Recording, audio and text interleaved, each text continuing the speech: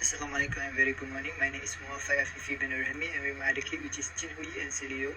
We're from Group 6 for the tutorial Group 6 with Dr. Muhammad Zamri bin Zahid. We will present our written essay which is a critical analysis on the defense of Duress to murder and the applicability of the defense in Malaysia. Okay, for the first part which is introduction. Under Section 94 of the Penal Code, duress is not a defense for the offence of murder. An offence against the state are punishable by death. The express exclusion of the defense of duress to the murder cases has raised the dilemma of the accuser, who takes the other's life to save himself. How moral institutions strongly empathize with the accuser, threatened with harm more significant than his criminal conduct. The development of judicial decision on duress has attracted a view on the extension of the defense of duress to murder to make the defense less vigorous, more human and compassionate. The reason why the defense of duress is inapplicable to murder is based on the quote by Sir Matthew Hale and also Blackstone, in which a man under duress with the peril of death and no option to escape unless he satisfies the coercer's demand, the accused in such a situation would rather die himself than killing an innocent. Some English cases that reject the defense of duress in murder includes Taylor versus Prince and also Regina versus Howe and Bannister. These cases reflects the court's attitudes towards the upholding of the fundamental doctrine to respect the sanctity of life, and as a consequence, it also imposed a high moral standard on humans when facing duress that would threaten their life. Another reason for the court to reject the defense of duress in murder is due to the risk of an increase in terrorism with its potential to force innocent persons to commit crimes, and this can be found in the case of Regina versus Howe, in which the court held that the high relaxation of the defense of duress to murder will become an easy defense for the perpetrator to escape from punishment. And the strong disagreement to the extension of the defense of duress to murder is shown in the case of Bott versus the Queen, in which, even though it is within the power of the court to extend the defense to murder, the extension will never be accepted by the court, as this will go against the fundamental doctrine as laid down by Sir Matthew Hale. Criticism not to extend the defense of duress to murder. Lord Lowry specified in Art and Gods, whereby both courts and text writers have noted that the law on the matter is nebulous and ambiguous. Smith and Helgen further indicated that duress is a general defense, but it does not apply to some form of treason, murder, and possibly not to attempted murder. This abstention rule to the defense of duress to murder has drawn criticism from many well-known writers on both pragmatic and philosophical grounds. On a pragmatic consideration, it is unrealistic to require a certain degree of heroism in murder cases under duress, while on the philosophical argument, the defense of duress would not deter people from killing in the circumstances with no realistic options. Degree of heroism. An ordinary individual should not be expected to have the degree of heroism to save another person's life when given a choice. According to Murrow, the court should not have the power to hold them to harsh moral standards for the person under murder offence. As opined by Lord Reed, it is inappropriate to require heroism as a condition of exculpation. In certain circumstances, a person of decent fortune will not only submit to the trick but will commit the offence. Next, according to Lord Morris, it is unquestionably inappropriate to demand the acts of bravery or heroism in the serenity of a courtroom when such actions couldn't be reasonably have been expected of even the most steadfast and well-disposed individuals at the time of the decision.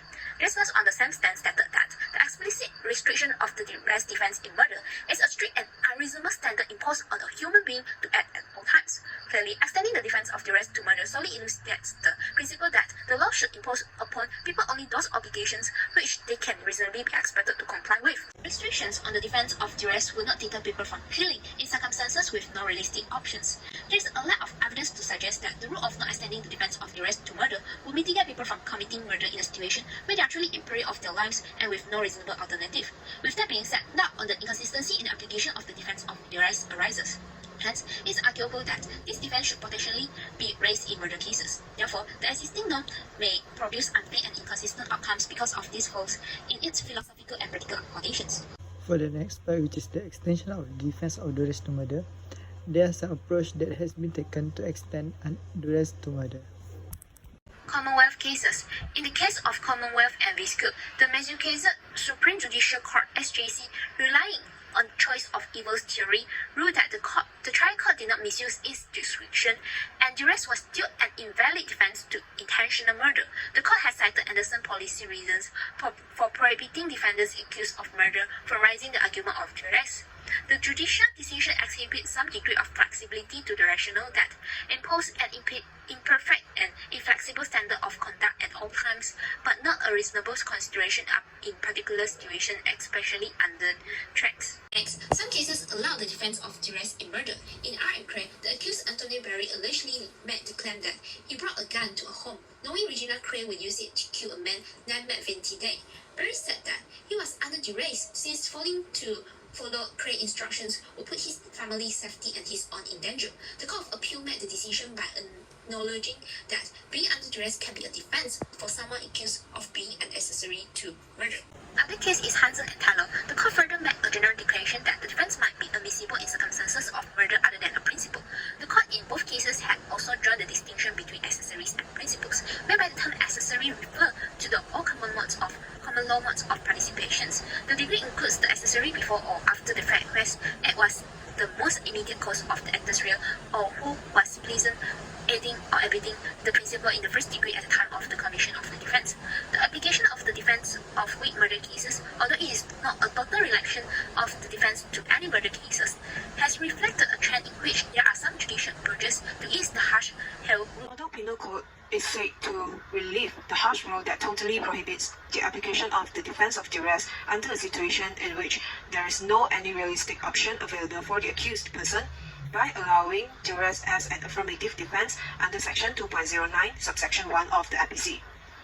Under the APC, the term use or threat to use force against his person or another reflects that duress is not necessarily must be directed to the accused who committed the crime, but it can also be exerted on a third party. For the incorporation of moral involuntariness into duress, in the case of Regina versus Ruzic, the Supreme Court of Canada held that an accused person will only be criminally liable and be punished if the crime is done voluntarily under the product of his own free will and control body without influence by any external constraint. Extending duress to murder, the court has introduced the proportionality test. Firstly, the harm threatened must be equal or greater than the harm caused to the innocent person. Secondly, by applying an objective test, whether the accused person's response towards duress would be the same as a reasonable man when both are placed under the same situation. As such, if the accused demonstrate normal resistance to the harm threatened to him and caused no excessive harm to the innocent than the harm threatened to him, the proportionality element of the defense of duress will be met.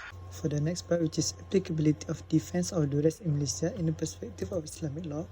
Islamic law is unique in some ways because it's meant to uphold particular divine and human rights as essential. In Surah Al-Baqarah verse 256, it tells about duress, and Surah Al-Isra verse number 33 tells about murder. The majority of Muslim jurists have also recognized duress as threat of harm to third party, but they couldn't agree on who the third party might be. In particular, Hanafi and Hanbali jurists insist that whatever the type of threat, so if a third party is put in danger of dying or suffering serious physical harm, that is deemed to be under compelling duress. The victim response must be proportionate in accordance with the Islamic perspective on the various forms of duress. As a result, the level of danger necessary depends on the damage done. In contrast, English law has disregarded the need for proportionality and still does to some extent. The Islamic perspective on the application of the defense of duress is very different from the one of the MPC, but there are some similarities between them. For example, the Islamic perspective recognizes duress that can be directed to a third party compared to the English law that totally prohibits the application to murder. Also, they have similarity of proportionality with the Canada approach. Under the Islamic perspective, although taking another life is prohibited if under duress, in which there is no alternative available to the accused, Islamic perspective show empathy towards the accused under extreme situation in which they have no choice but to surrender to duress. While respecting the sanctity of life, Islamic perspective also show understanding towards the person who takes another life at such a time as this under duress will render them with no realistic choice. As a conclusion, we will suggest a certain degree of flexibility over the defense of duress to murder based on three grounds. First, the absolute prohibition of duress has imposed an unreasonable high duty exceeding the ordinary average human standard. Secondly, the restriction on the application of duress in murder is ineffective to stop murder in case there is no realistic choice available to the accused person under duress. Third, the restriction has gone against the principle of actus me in vito non est mens rea.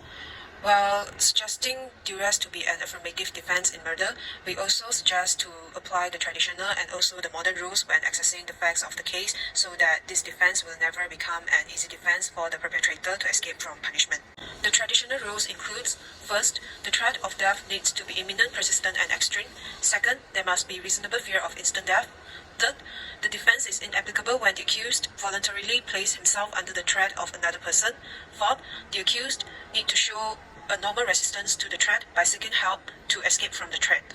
For the modern rules that includes the proportionality test, the harm caused by the accused person towards the innocent must be equal or lesser than the threat he faced by him. Otherwise, the defense does not justify the accused person's act by contending his act is to save himself from the threat, while the harm caused to the innocent one has exceeded the threat faced by him.